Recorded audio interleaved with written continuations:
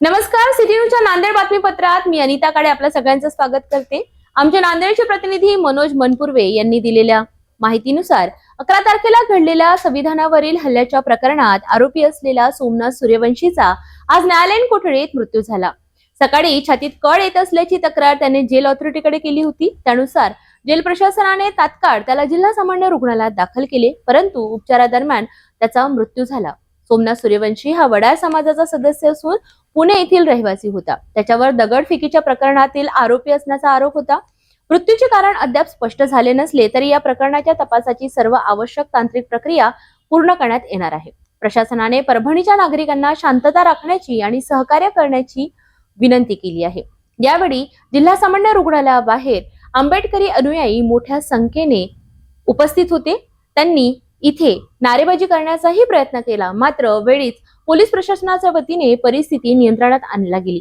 नांदेड परिक्षेत्राचे आयजी शहाजी उमप यांनी शांतता राखण्याचे आवाहन केले आहे। सोमनाथ सूर्यवंशी वय 35 वर्ष हा वडार समाजाचा एक तरुण आहे आणि परभणीमध्ये 11 तारखेला जी घटना घडली त्या घटनेमध्ये पोलिसांनी त्याला अटक केलेली होती। अटकेनंतर 2 दिवस त्याला पोलीस कोठडी सुनावण्यात आलेली होती आणि काल रोजी पोलीस कोठडी संपल्यानंतर त्याला न्यायालयीन कोठडीमध्ये दाखल करण्यात आलेलं होतं। न्यायालयीन कोठडीत दाखल करण्यापूर्वी त्याची वैद्यकीय तपासणी देखील करण्यात आलेली होती।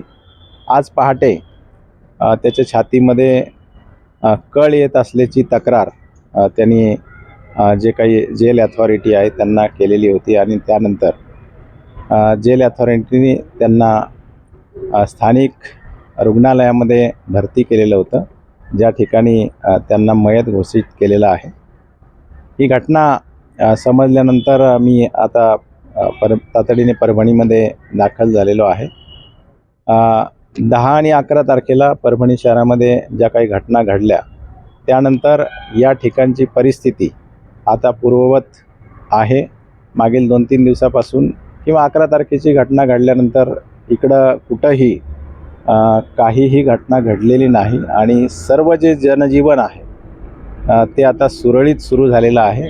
ह्या घटनेच्या निमित्तानं माझी सर्व परभणीकरांना हे आव्हान आहे की ही जी काही शांत झालेली परिस्थिती आहे ही शांत ठेवण्यामध्ये आपण प्रशासनाला सहकार्य करावं। धन्यवाद।